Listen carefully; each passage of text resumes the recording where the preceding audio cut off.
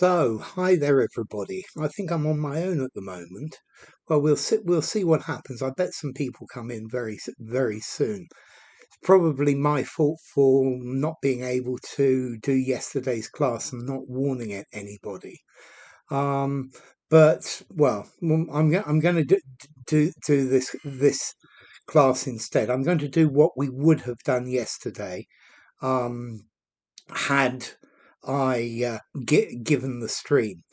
Let's see, we've been doing this article about this Welshman who um, felt discriminated against because of his accent. So, bonjour, Patricia. Hi, P. Good, first one in. I was doing this article about this Welshman who was discriminated against, and the article itself is about accent discrimination. So I'm going to start straight in. Now I've got a student. That's brilliant, and we'll try this first one. I'm sure more people will come, but it's great to have you, Patricia. Thank you. Ever faithful. And then I'm going to do tomorrow. I'm going to do the live stream with the sentence transformations, which I know is not your favorite, Patricia, and Pavla, hi, great to have you as well. And Kadir, that's good to have you as well. So there may be a little bit of weary, fatigue, drain, irk, overwork with unconscious bias training related to race and gender, explained Sharma. So I think here the sentence is saying that there are lots of people have been concentrating on bias or prejudice about race and gender. Yeah, and maybe people are a bit tired of it. Yeah, and that's the idea.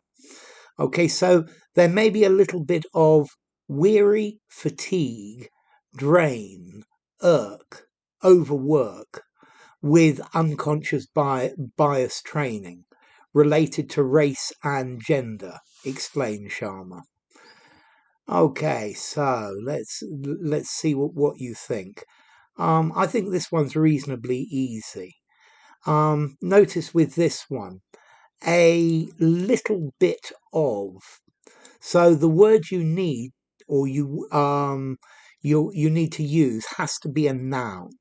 Yeah, it's saying people may be tired of unconscious bias training about race and gender. Yeah. So which word's going to fit in this place? In this space. I think space is a better word than place. So fatigue for Patricia. Thank you very much indeed. If we look at this, weary is an adjective. Good day, GW. Great to have you. Thank you. So there may be a little bit of weary. No, it would have to be weariness. If you're weary, you're tired. Fatigue, says Pavla as well. A little bit of drain. Well, drain can be a noun, but to drain, I think you drain your pasta. A little bit of irk. I think to irk is most normally just a verb. To irk, something irks me. I don't think I would normally talk about an irk. So, okay, so GW, unconscious bias training. This is training about unconscious biases. So very often we are biased about something. We have an opinion of something, or we tend to choose something, but we're not conscious of that bias. And in this case, the article was talking about people being biased against people with non-standard accents. And the fact that we're not conscious of it, then unconscious bias training. and a little bit of overwork. So overwork is too much work, too much work. So Shukri, great to have you as well. So definitely fatigue. Fatigue, yes, fatigue, tiredness. So well done, Patricia and Pavla. Oh, the next one's quite nice. The next one's reasonably easy as well. Okay, so yes, if you're suffering from fatigue, you are tired. Yeah, I'm suffering from fatigue because I've been working too hard. Yeah. Okay, fatigue is another word for tiredness or being tired. Okay, good. I'm glad, GW. In comparison, accent bias is a cut corner, low-hanging fruit, mature fruit, fully grown fruit, she believes.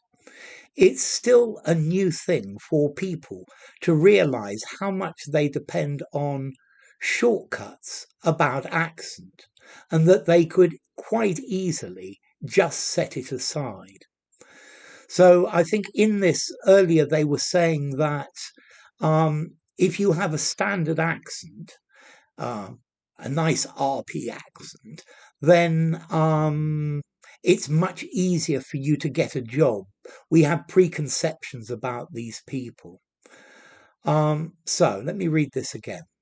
In comparison, accent bias is I should have put but it doesn't matter, a cut corner, a low-hanging fruit, a mature fruit, a fully grown fruit, she believes.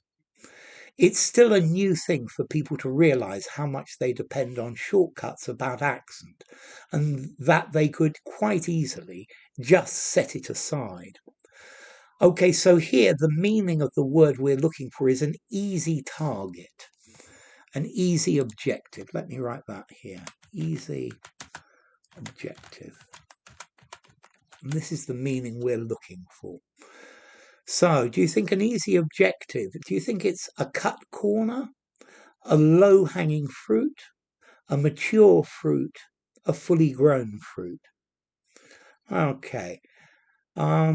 So I think this is a good expression. And I've heard it used quite a lot recently. I think I've probably got a video on it, but I'm not sure. Let me note it down just in case. Low-hanging fruit. And of course, my pen has given up. Okay, so, well, I'm going to read it one more time then.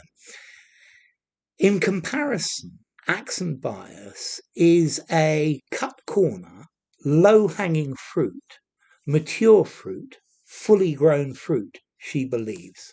It's still a new thing for people to realize how much they depend on shortcuts about accents and that they could quite easily set it aside.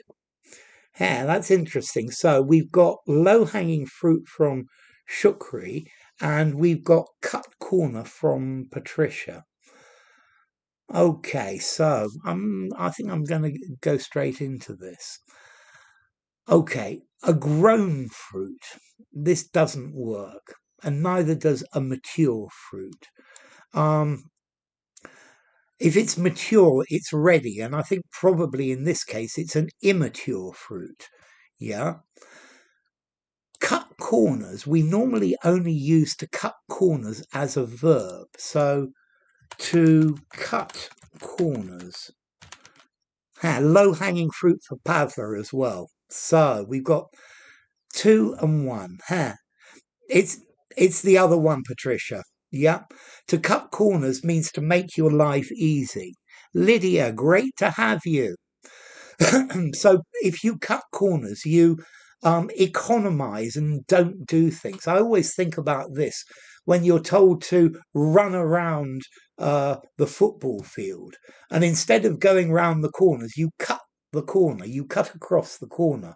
You don't do it. So it's to avoid doing bits that you should be doing. No, the answer here is low-hanging fruit. Low hanging fruit.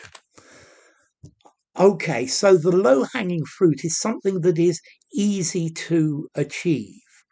Um, very often, when we set an objective, if you have to achieve your objective, then if you go for the low-hanging fruit, the easy things, then you're going to fulfill your objective.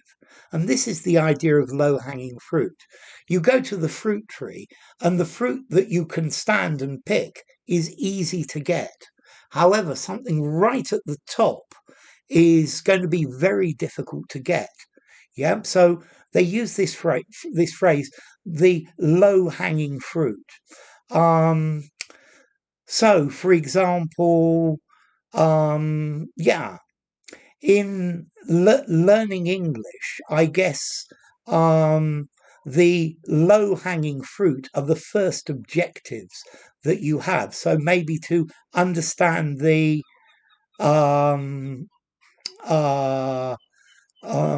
the basic verbs. So, good afternoon, vibes. Great to have you. Now, a low-hanging fruit, it's an easy objective. It's something easy to get. So, I don't know, if you want to go somewhere on holiday, you could go somewhere that's very close to where you live. That's going to be the low-hanging fruit. Yeah. But maybe you could go to,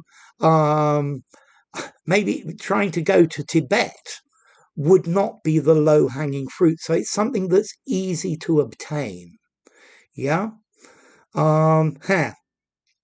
Okay, that's good. Thank you very much. But GW, I try to make English difficult for people. Normally in my classes, there's not a lot of low-hanging fruit. Yeah, there are not a lot of easy questions.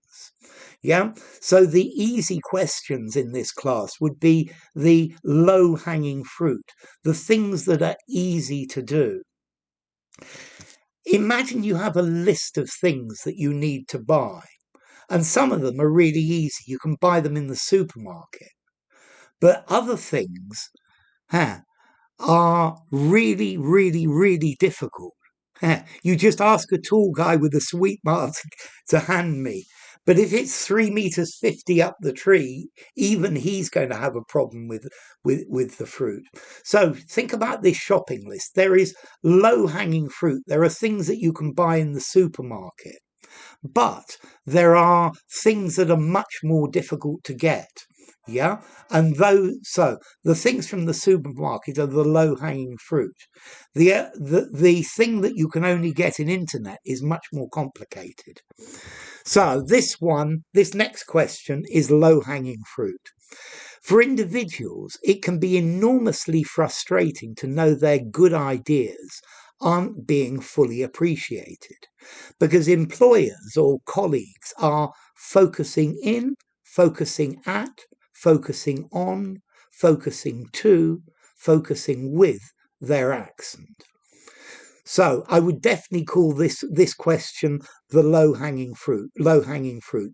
The previous one wasn't, but this one's low-hanging fruit. This one's easy. Yeah, it's easy to achieve. So we've got on for vibes, for Pavla, and for GW. Okay, so really the question is, what is the dependent preposition with focus? Okay, and we got on for vibes, Pavla, GW, and Shukri, and for Patricia as well. Yes, that's really good. So to focus on, yeah, you focus on something, yeah, and that's, I think, one that you know. Okay, so one that you know, low-hanging fruit, an easy question, something that's easy to do. Okay, so this on for Lydia as well. Yeah, great to have you answering, Lydia. I love it. Okay, so yeah, to focus on in this lesson is focusing on vocabulary. Tomorrow's live stream will focus on grammar. Focus on, not focus in, focus on, very definitely. Focus in on, no, to zero in on vibes, but not to focus in on, to focus on. Young and junior employees like Murphy at the start of his career may be less secure about their accent and equally less cognisant, wise, sensitive, sentient of accent criticism as a form of discrimination. So, vibes. You've given me an answer. What are the prepositions with these other words?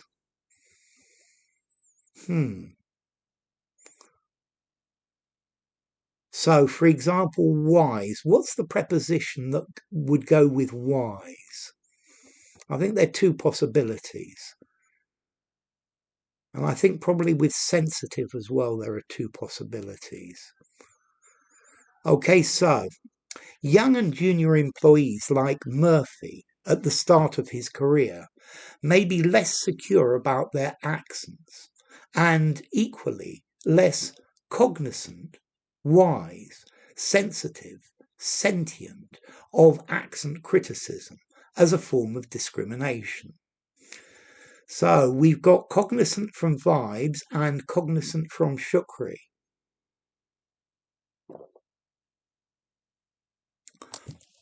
And yes, my question, what are the prepositions with wise and sensitive? Okay, so let's look at this while we're waiting for a few more answers.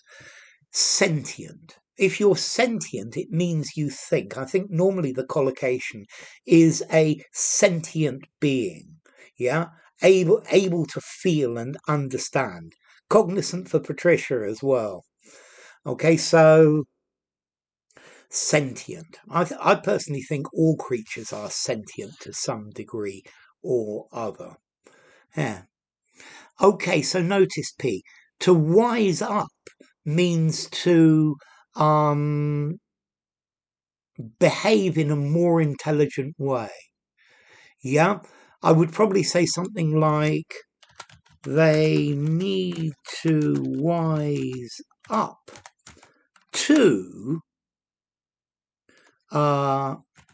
this matter. Cognizant for Lydia as well. Okay,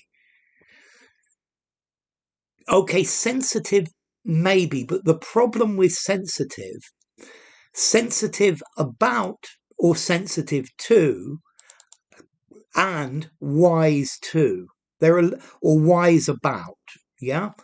But of. It's got to be of because cognizant is going to take an of. To be cognizant of something, to know about something, to understand about it, yeah? I was not cognizant of what happened. I didn't know. To have knowledge of something. Yeah. To be wise to or to be wise about, and equally less wise about or to criticism, less to accent criticism. Also, sensitive would mean that they react very strongly to criticism about their accent. Yeah, so if somebody's sensitive, they react very easily. Yeah, they're very sensitive. Okay, so yes, my skin is very sensitive. It damages very easily. Okay, for Murphy, what's the preposition with sentient? Woof. A sentient being, sentient. I would just use sentient as an adjective, no preposition. Either something is sentient or it's not sentient. Yeah, to be sentient. I think okay, you're going to you're not going to put anything with it, and therefore no preposition. For Murphy, at least, Cognizance, aware, conscious of. Yes, exactly, Patricia.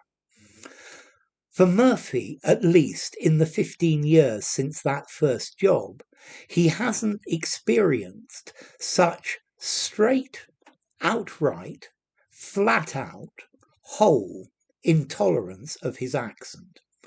This one is not low-hanging fruit. This one's a difficult one. For Murphy, at least, in the 15 years since that first job, he hasn't experienced such straight, outright, flat out, whole intolerance of his accent. Okay, so let's see. Here. So vibes goes for outright. So intolerance is an adjective. Therefore, this intolerance, the intolerance. No, it's a noun. It's a noun. Sorry, my bad. Okay. So yes, we're going to use we're going to need an adjective, and we have outright for vibes, for Patricia, and for Shukri. So let's look at these words. This word flat out is normally an adverb, and it means as fast as you can. So, for example, he ran flat out to catch the bus. Yeah. And outright for Lydia and outright for Pavla, and GW has gone for straight. So flat out as fast as you can. We worked flat out to finish the project. Whole intolerance. I would say absolute intolerance. What was that Patricia? Okay, so outright. Yeah. Conspicuous. That's a good synonym. I'm going to put that here. Conspicuous.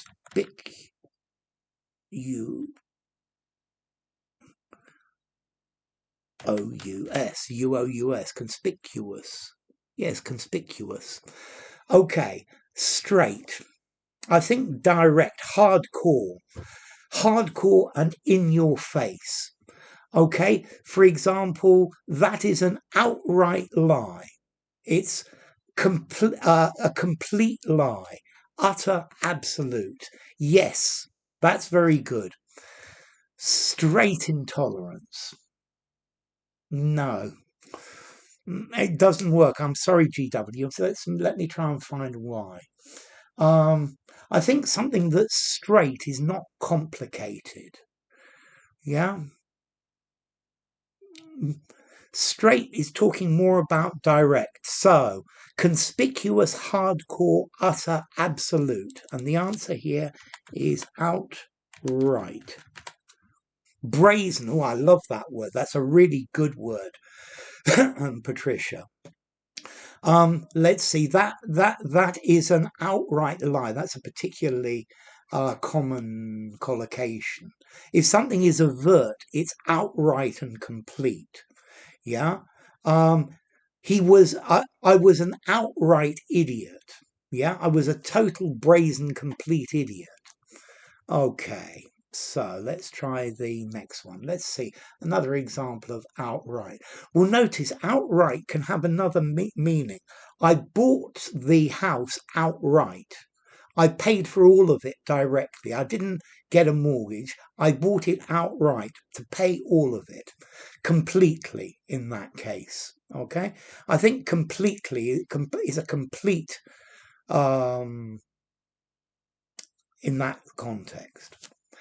However, he acknowledges that his Welsh accent has softened over the years, generally egressing, emerging, dawning, soaring more strongly if he's angry or has just spoken to his mum. So, and it generally comes out more strongly. However, he acknowledges that his Welsh accent has softened, has become less over the years. Yeah. Not in installments. Yes, that's it, P. Huh. And not in tranches. I love the word tranches vibes. Very good. However, he acknowledges that his Welsh accent has softened over the years, generally coming out, egressing, emerging, dawning, soaring more strongly if he's angry or has just spoken to his mum. I think maybe appearing as well would be another good synonym for this one. Okay, so this one I'm pretty sure you're going to get. I think, well, I don't know if you know all of these words. Okay, so if he's angry or he's just been speaking to his mum, he's got a lot more Welsh accent. But if he hasn't, then it's different. Okay, so let's see.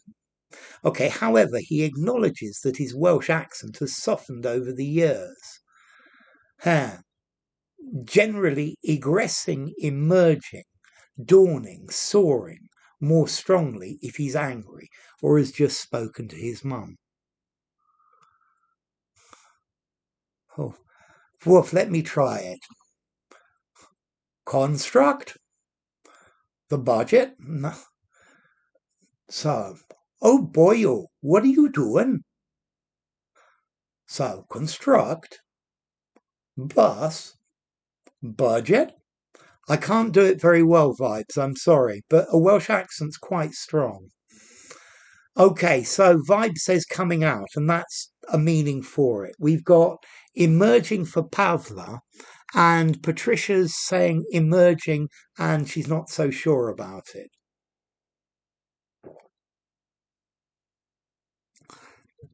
Okay, yeah.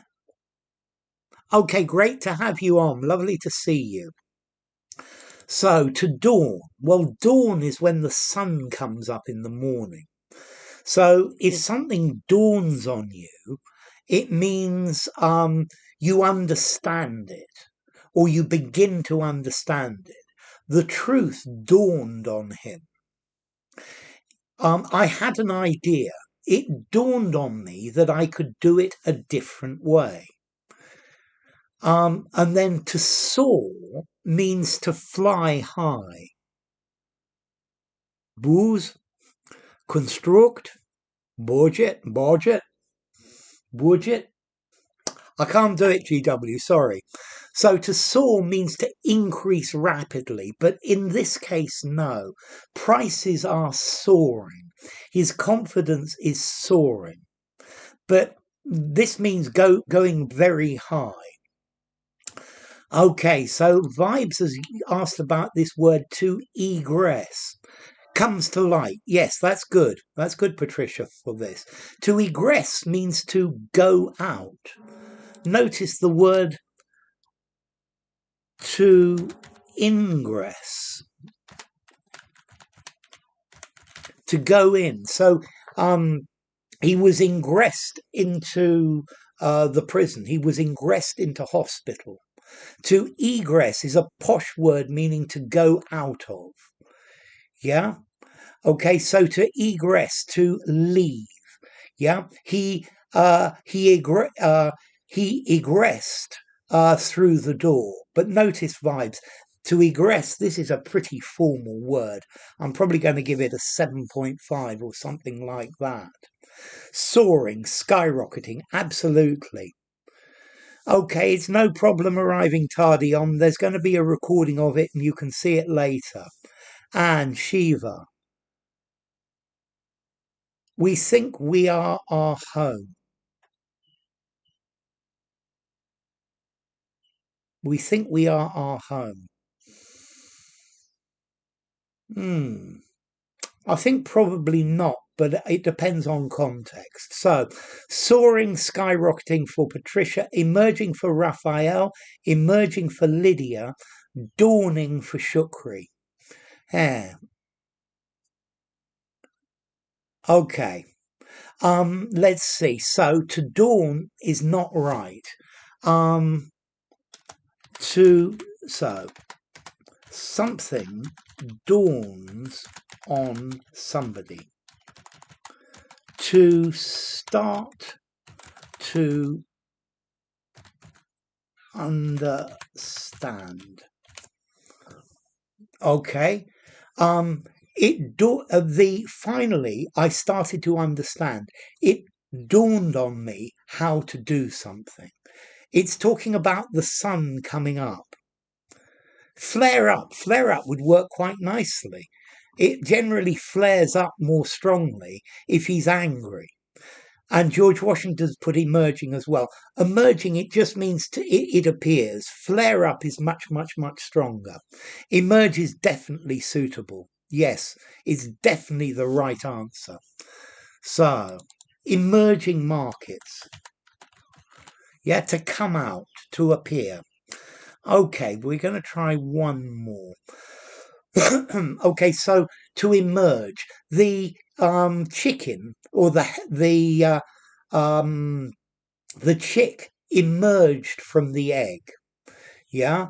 Okay, the rabbit emerged from its hole. Yeah, but if something emerges, it begins to appear. And that's to come out, whereas egress is to go out. Okay, he's a successful podcaster and video producer now, but he's frustrated that it remains so common to hear comedians, for instance, joking, mocking, jeering, taunting, sneering, sniding the Welsh accent. Just a couple of weeks ago, he encountered this on a new Netflix series. Okay, to egress. It's a posh formal word meaning to go out. Yeah? He egressed from the room. He left the room to go out. Okay, notice an ingress is the opposite. I'm pretty sure I've got a video about egress and ingress. Transitively. Yes, he emerged, intransitive. He emerged from the room. Mocking. To kill a mockingbird, says GW. Okay, so we've got mocking for vibes for Raphael. Great to have you, Raphael Alvitres. And mocking for GW and mocking for Patricia. So let's just look at some of the other prepositions. Mocking, says Shukri as well. So joking about. It's got to be about. There's no about. It doesn't work. Jeering. I think jeering at. To jeer. Boo, boo. Is the opposite of to cheer. Hooray! The opposite is to jeer. Boo! Jeering at. Mocking for Lydia. Yes. Okay, now I get it. Yes, mocking is transitive. I get transitively. I get vibes. What vibes is saying.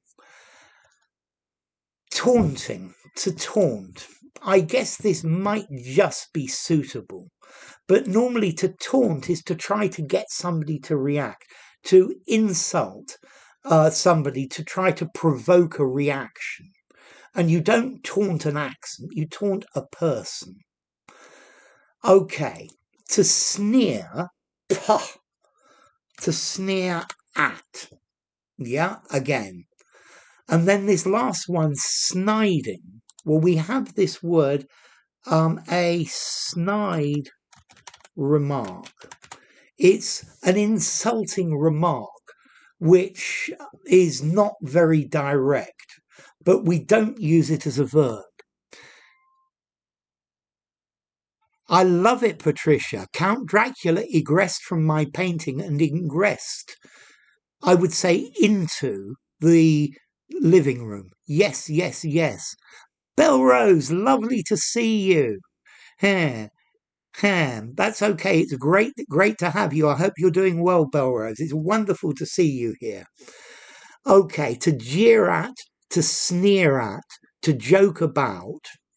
And snide is only an adjective. The painting's above my bed. But Patricia, your use of ingress and egress are perfect. I love the idea of Dracula egressing from the painting. Yeah, he comes out. Okay, so that's going to be where we're going to stop today. Thank you very much, all of you, for coming. It's been wonderful to see you. I'm sorry that um, I wasn't here yesterday, but I just couldn't do. I couldn't make it. So the next stream is tomorrow at 4 p.m. British time. Let me put this here so we can see it. Okay, yes. So next stream on Thursday, 23rd at 4 p.m. UK time. And tomorrow the class will be these sentence transformations. Yeah, it'll be a half-hour class as well. Wait a second, 4. I've written 4. I think it should be 4. I should have written 4:30. No, let's leave it at. Am I going to make it 4 or 4:30? Do I normally make it 4 or 4:30? I honestly can't remember. Okay.